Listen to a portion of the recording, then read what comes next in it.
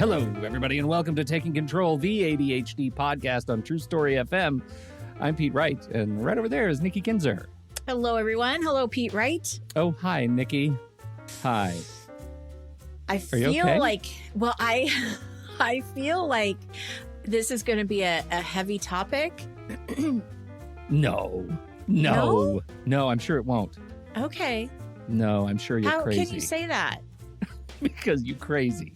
I'm crazy. We are talking about gaslighting today, and gaslighting in its relationship to ADHD. And this is and you just called me crazy, which is kind of little. Yeah, that was it. That was part of it. I'm leaning into the bit. Okay, good. If you don't question your own reality by the end of this show, I'm not doing my job. Okay. Yeah. I hear you. I see where you're going with this. So we're talking about gaslighting and ADHD, and I think it's one of those topics that is problematic. Mm-hmm. It is something that we as humans do to one another, intentionally or not, and when it is used intentionally, it is weaponized. It is psychological abuse, and the challenge that we have is that it exists for people with and without ADHD. Right. The challenge is that with ADHD, I'll say symptoms of gaslighting can be exacerbated in a really negative and damaging way. And so we're going to talk about trying to figure out a way out of this and how we can build some psychological resilience to the effects of gaslighting in an era where every institution we have seems to be out to gaslight us in some way, shape, or form, right? Mm-hmm. So let's see if we can talk our way through this. Before we get started, though, happy news! We're going to be happy for just a little bit longer. Okay. You can get to know us a little bit better over at takecontroladhd.com, where we don't talk about gaslighting all the time. You can listen to the show right there on the website, but the best way to do it is to subscribe to the show in one of your favorite podcast apps. You could choose Apple Podcasts or Spotify or Overcast or Pocket Casts or YouTube, whatever you want. You can listen to the show in all kinds of different ways, and we encourage you to do that. You could also subscribe to the mailing list, and we'll send you an email each time a new episode is released. Finally, head over to Discord. Our Discord, the ADHD Discord server, is awesome, and it's full, just chock-a-block with awesome people living with ADHD too, and trying to figure out how to do it a little bit better, a little bit smarter. And you can jump into our free channels over there if you just head to takecontroladhd.com/Discord. Or if the show has ever really touched you and you would like to touch the show back, head over to patreon.com/the ADHD Podcast. For just a few bucks a month, you can get access to extra super secret channels in Discord. You can watch the live stream of the podcast as it happens. You can, with extra stuff. We have the ADHD Entertainment Clutch at the beginning. That's members only, and we take listener questions at the end that the public feed just does not have. So head over there and patreon.com/the ADHD Podcast. Lots of great things depending on what level you sign up to support the show. And let me just say, again, when I say listener supported, I really, really mean that. This show exists because of Patreon. All the other stuff that happens at Take Control ADHD, this show is connected inseparably to Patreon. So if you love this show, if you love the resources we've created over the last, I don't know how many years, 13? Holy cow. Almost 15. Almost 15? Yeah. Who's even counting at this point? It is because of the Patreon that keeps this show afloat. So if you've ever thought about it, we sure appreciate it. The whole team appreciates your participation in the community and your contribution to keeping this show alive. Thank you. Patreon.com/the ADHD Podcast. And now, let's gaslight.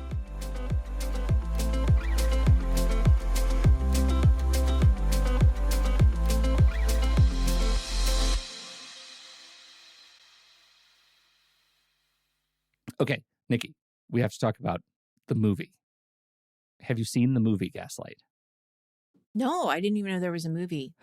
Oh, Nikki, It's actually a play. It was first a play called Gaslight, two words, that was adapted. The play was from 1938, and then it was adapted into a film by director George Cukor in 1944, and it's a classic. It's an Ingrid Bergman film, Ooh. right? And she's so good. Yeah. And Angela Lansbury is 19 in this movie, and she plays a smarmy maid.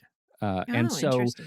the whole deal with Gaslight, the story of the movie of Gaslight, and how this term originated, is that Ingrid Bergman's character is an opera singer, and her aunt dies, and her aunt was really, really wealthy.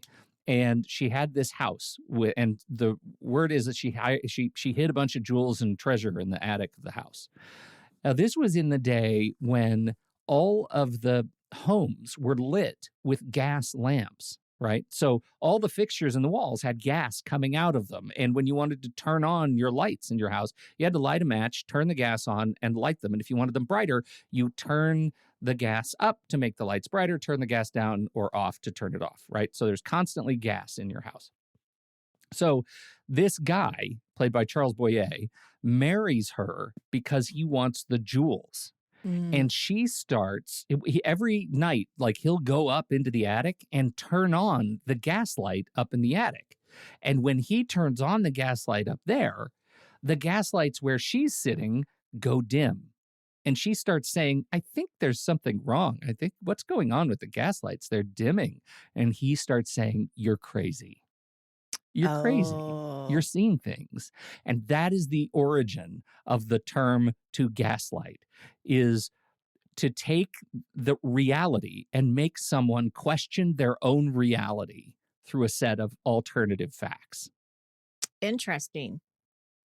News, I had no right? idea. You didn't know that. No, I didn't. I didn't know that that's where it came from.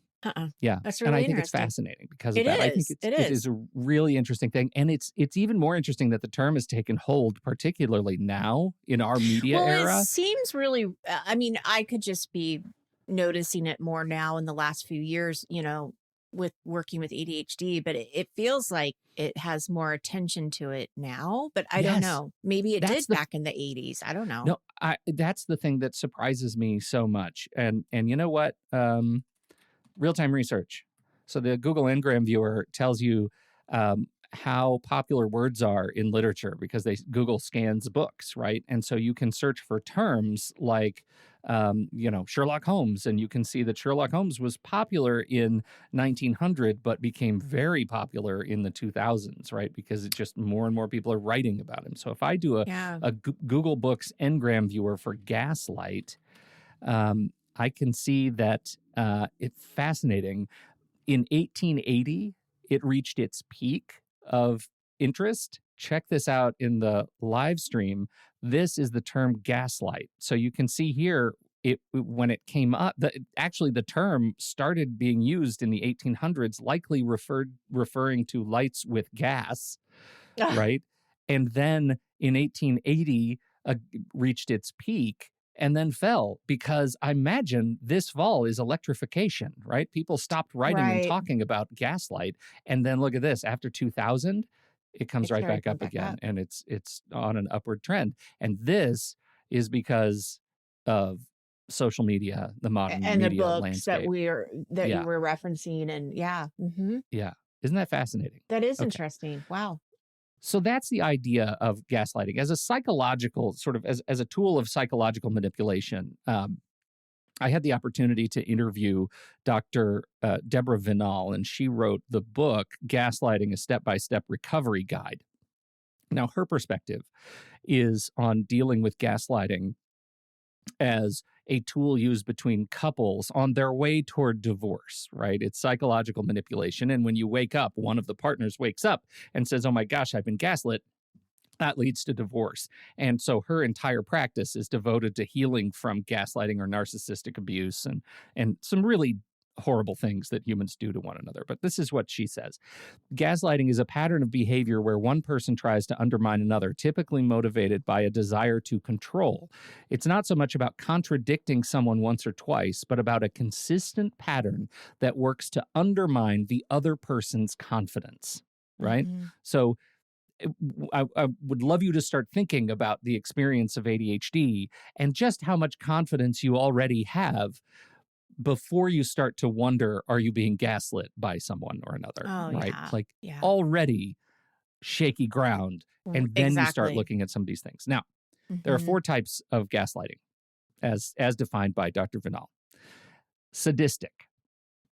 This is somebody who derives pleasure from making others doubt themselves. Sadistic gaslighting. We're not generally talking about that. That's a rare bit of maladaptive behavior, and it's horrible. So Mhm. we're going to move on from that. Narcissistic gaslighting. Now, this is a slightly, I don't know, do you want to call it a more gentle form of gaslighting, where it's focused on keeping the attention on themselves, the person performing the gaslighting behavior, and always validating their own narrative. So this is somebody who, for some reason or another, lack of confidence, poor ego, poor self-image, is constantly using gaslighting manipulation to inflate their own place in the world. And you can see this in a number of celebrities and CEOs and things like that who are and I think this is where retroactive continuity comes in to retcon a prior story. Retroactive continuity, they talk about it in comics and movies and books, where you have a long series where they reach a point where something happens in a present that contradicts something in the past. So you have to rewrite the past, essentially. You're reframing the past in order to make today look okay and look rational. And that happens all the time. Once you see Mhm. the pattern, you kind of can't not see it anymore, Mhm. particularly in politics. Yeah. Yeah. Right. So the third time, so we have sadistic, narcissistic. The third type is defensive gaslighting. This is somebody who engages in this behavior as a means to always be right and typically to protect their own actions, right? You might see somebody gaslighting at work to say, yeah, no, I totally made that deadline, but, my The phone, computer, there was a glitch in the there was, computer. the dog ate my computer. Yeah. Yeah, Right. something like Mhm. that, right? And then accidental gaslighting. That's our fourth major type. You may not even realize they're doing it because of memory problems or similar issues, right? They have fractured So, attention, fractured focus. You don't even know you're yeah, doing it. I'm And guilty of that. it's just right. This is when I talk about, like, you say the word gaslighting, and now it's so inflated because it's such a damaged term. And yet when I say everybody does it, I think this is what everybody does, right? Like, you don't Yeah. even know, but our memories suck as Oh, humans, so bad. right? And there are stories that we tell ourselves that we start to believe. So I ask the question often, who are you lying to? Are you lying to me or are you lying to yourself? That's gaslighting, right? You can Mhm. gaslight yourself all the live Mhm. long day if you believe Mhm. the story well enough, right? Mhm. So, I don't know. Do you want to take a breather and just talk a little bit about how you see some of these behaviors in your work? Well, it's interesting because I did a session, or I attended a session at the ADHD conference several years ago about gaslighting, and Stephanie Yeah. Sarkis. She has written a book about gaslighting and ADHD as well, and there were just certain things that really grabbed my attention when she was talking about this, and I want to just focus a little bit on the narcissistic one, because she was saying that um, when someone is a narcissist, you can't cure that. There Right. isn't anything that cures that. So, um, if they're in therapy, it's because they want to blame the other person and they want to Yeah. They're prove that looking for they're a right. scapegoat. Yeah. Or they'll stop therapy and think it's stupid. Like there isn't, so that was just a really interesting thing. And one of the things that, really that I carried away from it too is and I'm sure I'll do this with this show as well from what you're going to teach us. I went home immediately and talked to my young daughter at the time. And I was like, Yes. you have ADHD, you're a young woman, you need to know that this happens. And these are the things you have to be aware of, because one of the things that Stephanie said that really rings true to me is that when a narcissist gets into a relationship, if you push back, they will end that relationship because they'll Yes. know that they can't control you.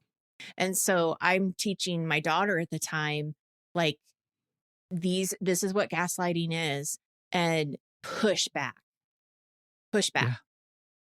So Which is why, and I'll say as an aside, right? You and I talk about, recent events and dating life of our children. And yes, I immediately said in that last event, stop doing it because that's gaslighting behavior, what just yes, happened. So I think that is a great sort of behavior to model just because I think talking about it and continuing to talk about it helps you recognize patterns. And we are at our yes. best when we're recognizing patterns as human organisms.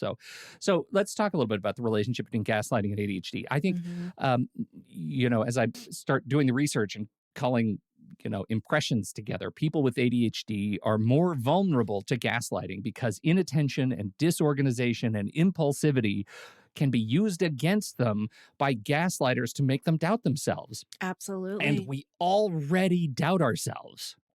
Left and Yep. right, we doubt ourselves, right? So it's really important to understand when you're being manipulated like this. Hmm.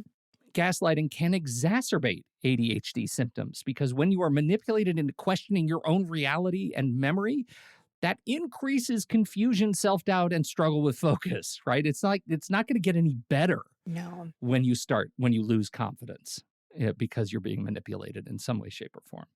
Uh, on the other hand, ADHD symptoms can be misunderstood and misconstrued as gaslighting, right? If you forget promises that you made or obligations, if you're late because of time blindness, that may falsely appear as intentional manipulation to other people.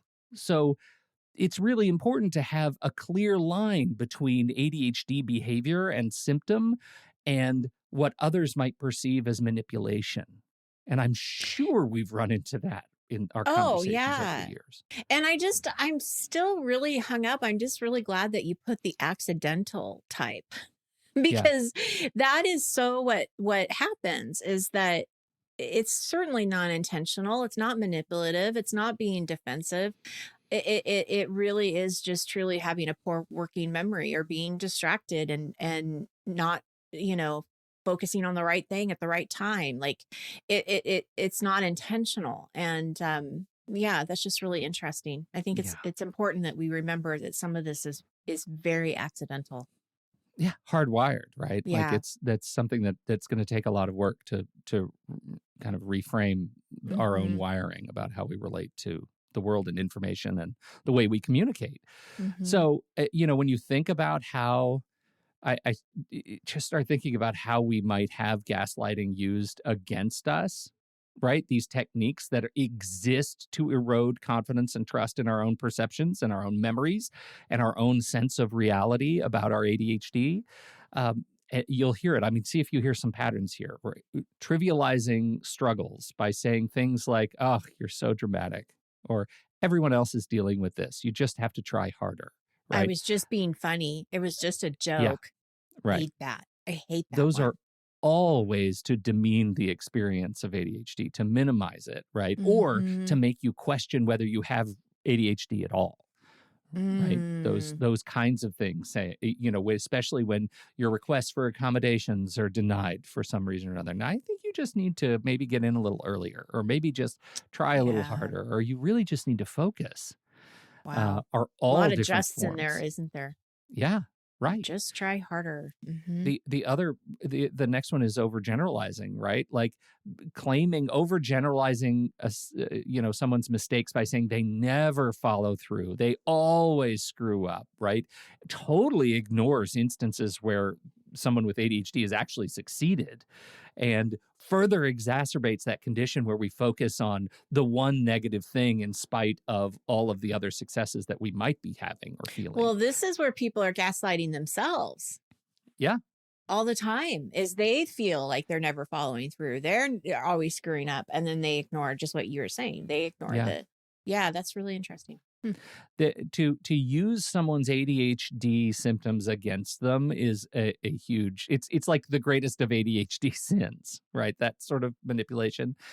To criticize normal behavior like fidgeting or disorganization as something that is abnormal, right? Yeah. There are people without ADHD who have never been diagnosed, who fidget, who have leg twitches, who have disorganized offices, Who and are late. who are late, right? There are absolutely individuals like that. But to use that sort of judgment and label it as abnormal is another way of gaslighting someone who's living legitimately with ADHD. There's one here in this note that you took about denying promises were made or facts that they stated by insisting, like, I never said that, or that's not what happened. Yeah. And that's interesting too, because I wonder, like, how often that happens where, you swear they said something and they promised something and they're saying they didn't. I can just imagine the conversation that's in your head around that. Like, I know they said it. Like, you wish you had, like, check the tape. Like, you wish you had that, right? Yes. To go back and say, but Yes. you did say it. Yeah. Yeah. It's interesting. That is so, it's so hard to do that because and some of the tricks that people recommend, that professionals recommend to get to the other side of some of these struggles are exactly that, right? Like you just dropped it. Record everything, right? Take your phone out, assign a little shortcut to voice memos, and when you're in an important conversation that's going to have detail, you say, I'm going to record this conversation because I forget things and I want to make sure I don't forget anything. Or immediately take notes and go back to your computer and write down notes from key meetings and send them to everybody who was in witness of these conversations so that there's a trail, there's a reporting trail. Like that is, if you find yourself subject to this sort of manipulation, that's one of the key objectives out of to get yourself out of that habit or out of the cycle of manipulation, is to just make sure it's public. What do we say? Shame hates the sun. If you are feeling that you're in the shame cycle because somebody else is manipulating you, going public with all of your work and all of your deadlines and all of the notes that were taken and having so that even the person who's manipulating you knows out in public that there is a recording of that conversation, that behavior may stop. If you're dealing with a narcissistic gaslighter or a sadistic gaslighter, it won't stop. They'll find new ways to figure it out. And, I'm no expert on that but side of stuff, right? I'm glad that you mentioned the work side of it too, because I think that sometimes, for me anyway, when I think of gaslighting, I always think of romantic relationships, which I know that's not the case. Like these kinds of things can happen in the workplace. And I wonder if they don't happen. I mean, this is just me wondering, honestly, like how often they happen, because there's more at stake for someone at work. It's a different stake, right? I'm not saying they're two different contexts, but at work, somebody might feel the more pressure to do this to make sure they're right and they don't get in trouble, right? So they're going to go above and beyond to make the other person look like they're the one, or whatever it is that the situation is. So I'm just glad you bring it up, because it can happen in any relationships, probably even like family relationships too. Absolutely. And in public, I mean, as we record this, we're in the middle of this storm of, frankly, corporate gaslighting between Alaska Airlines and Boeing and the FAA, because sections of planes are falling off because there are no bolts on them, right? Like, right. All of that sort of PR speak is a form of gaslighting manipulation, right? Like, I'm talking to you over here. Don't look at this over here. That is all a form of manipulating what you believe is reality. And it's only when the actual service engineers come out with their direct reports observing the reality that, in fact, there were no bolts there, that we start to see truth. But all of that, I'm sure there's somebody out there listening to the show saying, yeah, but Pete, everything is manipulatable. Everything is manipulated. And to an extent, that's true. That's why you have to build the muscle to regain confidence that what you see is true, and that you're not using your ADHD symptoms against you. Right. At least figure out how to even the playing field. If we're all being manipulated, don't be someone who's duped more. Right. Yeah, absolutely. Wow. So that is the last kind of my last little segment here, right? And the first one, like, how do you build confidence and counter gaslighting living with ADHD? Man, if I have if I can't think of a better excuse to build a network of close friends, right, and colleagues and community, people that you trust, the ADHD right, community, to be able to reflect for you what reality is. When you with someone you can say, hey, here's a story, does this sound right to you? Because it's starting to sound right to me, and I don't think I think there is something that's causing me to doubt, right? Keeping a journal, right? Look, we just talked about keeping some sort of a journal where you are writing down immediately what is going on in your world, so you have essentially a paper trail for your own perceptions. Same thing, audio, video recordings of conversations where you believe gaslighting occurs, right? Document what is truly, truly said.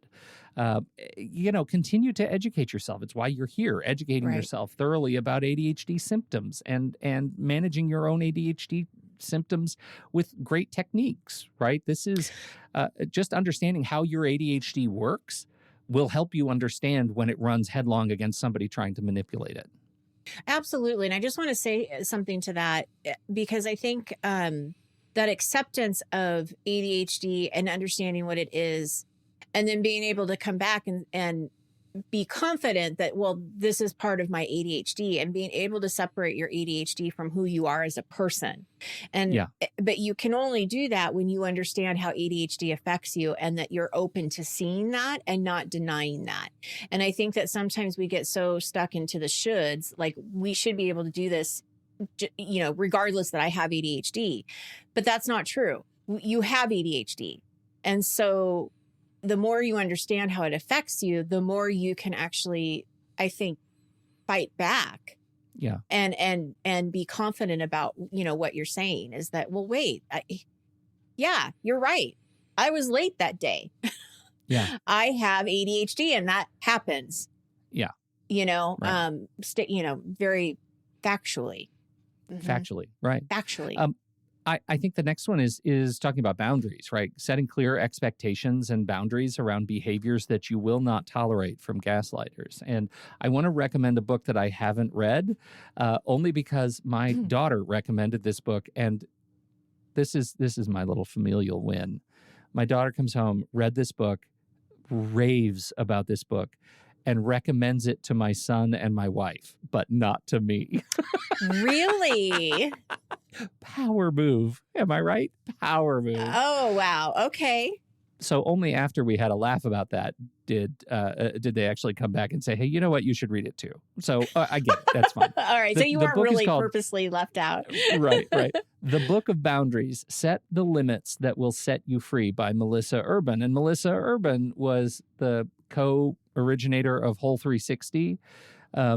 And has been around a while, but this Book of Boundaries has been transformational for people who I'm pretty close to. So I drop it there thinking we need to read it and maybe talk to Melissa, because it sounds like it could be a really interesting conversation about boundaries. And I put it here because having healthy boundaries and knowing when your boundaries are being trod upon is another really good way to understand when you are being gaslit, when somebody is trying to manipulate you. What was the book? Boundaries. The book is called The Book of Boundaries, Set the Limits That Will Set You Free by Melissa Urban. Okay. So, as we wrap up, right, I think the trick is, if there's another part of the muscle that you really need to develop, it's being able not just to recognize, but to challenge when you are gaslit, right? To be aware of it enough to say, hey, that's not right. What you said is not my experience, and I think we need to address the gap between those two. You trust your gut. Your gut generally works, right? If something, even if your gut isn't right, your gut will tell you. You have instinct, right? Yes. And finally, and this was advice from that we got directly on the show from the attorney that was on the show, who said, whenever you're being gaslit, stop focusing on the gaslighting as much as you can, and focus on what comes next, right? Stop yourself from your deep desire to litigate past complaints, accusations, claims that try to adjust your reality, and focus as much as you can on the one next step for you in a project, in a relationship.